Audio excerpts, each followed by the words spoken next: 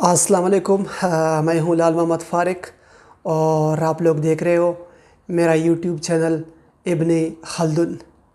تو ابن خلدون کے حوالے سے کتاب مقدمہ ابن خلدون کے حوالے سے آج ہم ایک نیا ٹاپک پڑھیں گے، ایک نیا موضوع پڑھیں گے۔ تو اس کے لیے بھی مجھے آپ لوگوں کی سپورٹ چاہیے اور مجھے آپ لوگوں کی توجہ چاہیے تاکہ آپ لوگ یہ ویڈیو بھی غور سے دیکھ سکو اور اس سے بھی کچھ لرن کر سکو، اور اس ویڈیو سے بھی آپ لوگوں کو بہت معلومات مل سکے۔ تو آئیے ناظرین، آج کے موضوع کی طرف چلتے ہیں کہ مقدمہ ابن خلدون میں آج ہمارے پاس کون سا موضوع ہے اور کیا معلومات آئے۔ تو آئیے کتاب کی طرف چلتے ہیں۔ آج کا موضوع ہے ابن خلدون اور میکاولی کا مقابلہ و موازنہ۔ جی ہاں، آج کا مضمون ہے ابن خلدون اور میکاولی کا مقابلہ و موازنہ۔ تو آج ہم ان کا موازنہ پڑھتے ہیں کہ ابن خلدون اور میکاولی کون کون تھے اور ان میں ڈفرینس کیا ہے، ان میں فرق کیا ہے اور ان کے ادراکات کیا کیا تھے۔ تو شروع کرتے ہیں۔ نکولا میکاولی جو فلارنس کا ایک اجتماعی سیاسی فلسفی ہے، 1469 میں پیدا ہوا اور 1527 عیسوی میں وفات پائی۔ جمہوریہ فلارنس میں 15ویں صدی کے اواخر و 16ویں صدی کے اوائل میں مختلف سیاسی عہدوں پر فائز ہوتا رہا۔ 14 سال تک دیوان قضاء و عشرہ کا معتمد رہا اور اس آثنا میں 23 خارجی سیاسی مہمات میں حصہ لیا۔ اس زمانے میں اٹلی کی حالت بہت نازک تھی۔ جرمن، فرانسیسی، البانوی تینوں اس پر سیادت قائم کرنے کی کوشش میں تھے۔ علاوہ اس کے حکومت البابا میں بھی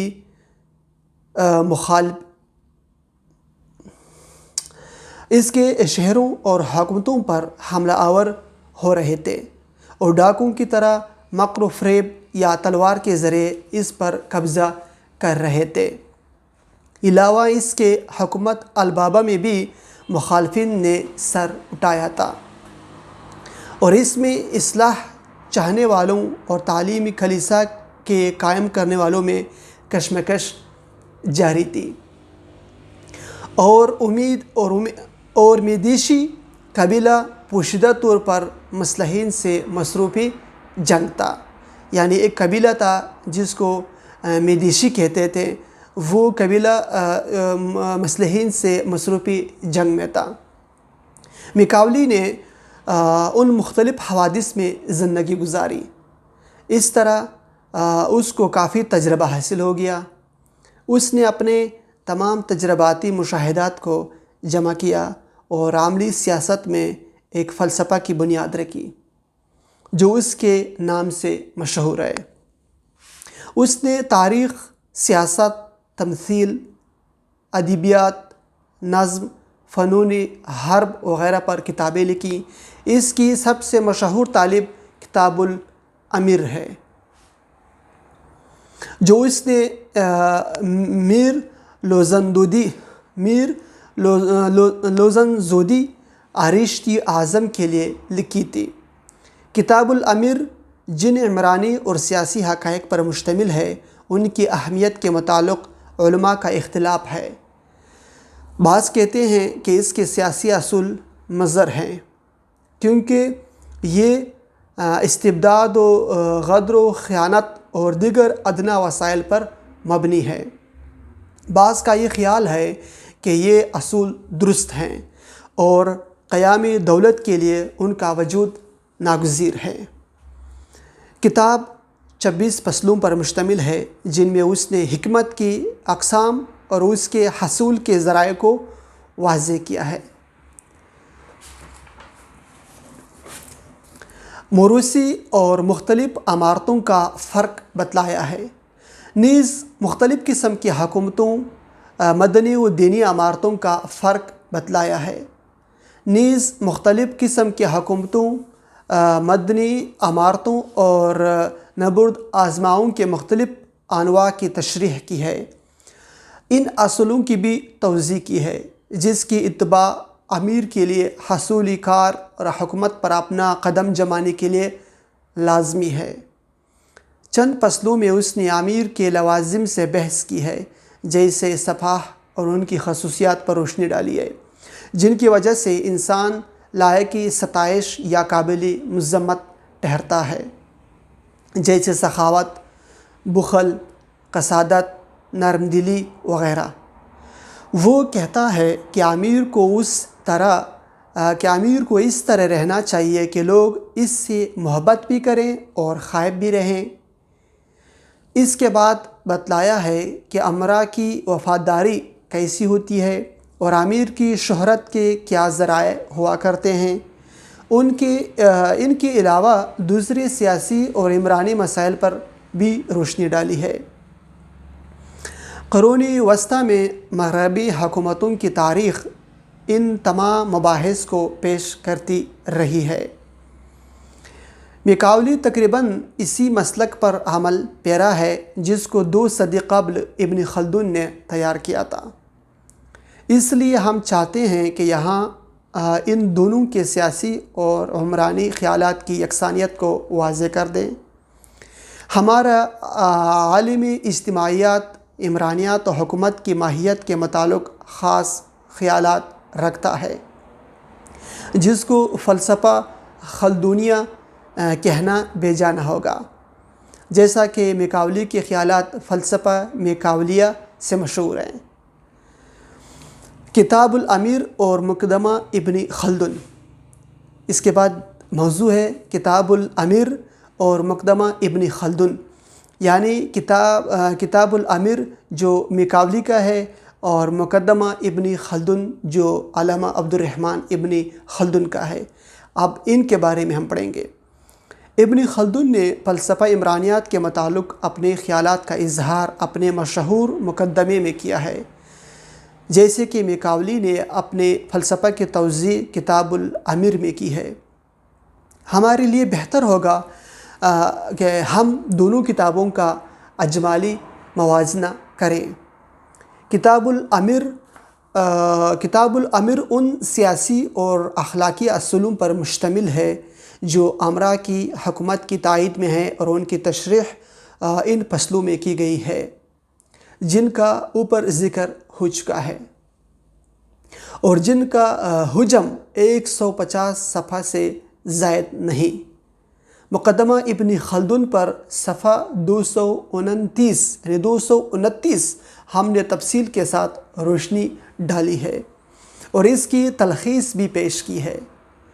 اس میں چند ایسے مسائل بھی ہیں جن پر میکاولی نے بحث ہی نہیں کی اور بعض پر ضمناً کچھ خیال آرائی کی ہے۔ ابن خلدون اور میکاولی کے درمیان نمایاں مشابہتیں۔ اب اس میں یہ موضوع بھی آتا ہے کہ ہم یہ بھی پڑھیں گے کہ ابن خلدون اور میکاولی کے درمیان نمایاں مشابہتیں کیا کیا ہے۔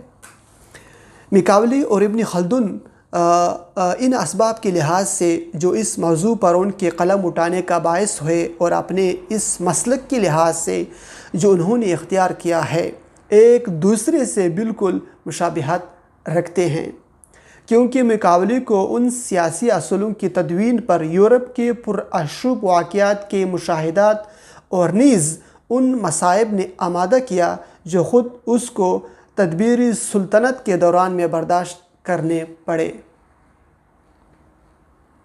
وہ سلطنت کا معتمد خاص تھا اور اس کے سارے اندرونی واقعات سے واقفیت رکھتا تھا۔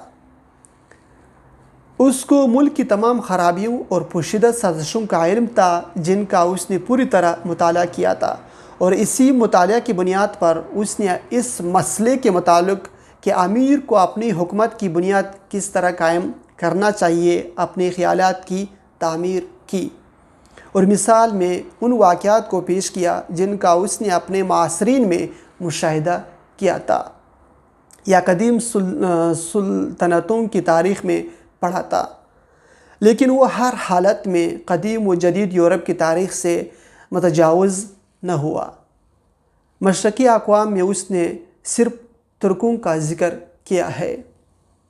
اس طرح ابن خلدون نے مغربی شہروں میں زندگی بسر کی، ان کے سیاسی اور علمی عہدوں پر فائز ہوا۔ مراکش، تونس، اندلس، مصر وغیرہ میں اکثر حوادث و انقلابات کا مشاہدہ کرتا رہا، اور ان میں سے اکثر واقعات میں خود بھی حصہ لیا اور ان کے اسرار و اندرونی امور سے واقفیت حاصل کی، اور بعض شہروں میں پرائیویٹ سیکرٹری کی خدمت بھی انجام دی۔